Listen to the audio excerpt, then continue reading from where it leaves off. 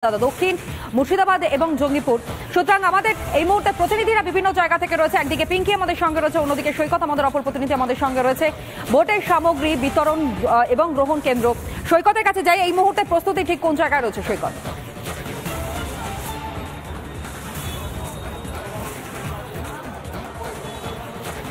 দেখো, এই মুহূর্তে সব থেকে বড় হিন্ট, আমি এই মুহূর্তে রয়েছি মালদা কলেজে।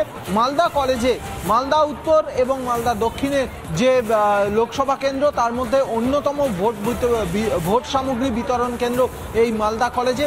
এই মুহূর্তে সব থেকে বড় হিন্ট দিয়ে রাখি, ভোট সামগ্রী বিতরণ কেন্দ্রে কিন্তু বিভিন্ন সামগ্রী চলে এসেছে।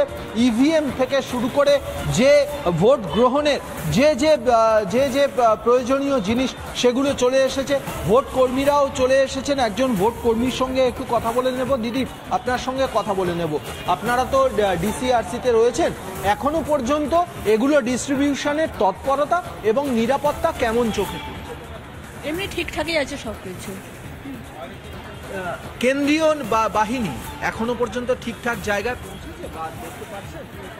কেন্দ্রীয় বাহিনী তো দেখতে পাচ্ছি, কিন্তু ঠিকঠাক জায়গায় পৌঁছবে না সেটা বলতে পারবো না।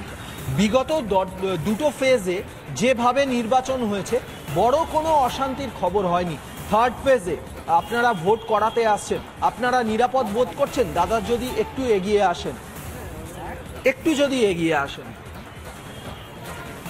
কেন্দ্রীয় বাহিনী ডিস্ট্রিবিউশন এবারে যেভাবে হচ্ছে, ভোট করাতে এসে নিরাপদ বোধ করছে? হ্যাঁ, নিরাপদ বোধ করছে। আপনাদের কোথায় ডিউটি পড়েছে? আমাদের ডিসিআরসিতে ডিউটি পড়েছে। ইভিএম থেকে শুরু করে ভোট গ্রহণের যে সকল জিনিসপত্র, সেগুলো ডিস্ট্রিবিউশন শুরু হয়েছে? এখনো পোলিং পার্টিরা আসেননি, ওনারা আসলে আমরা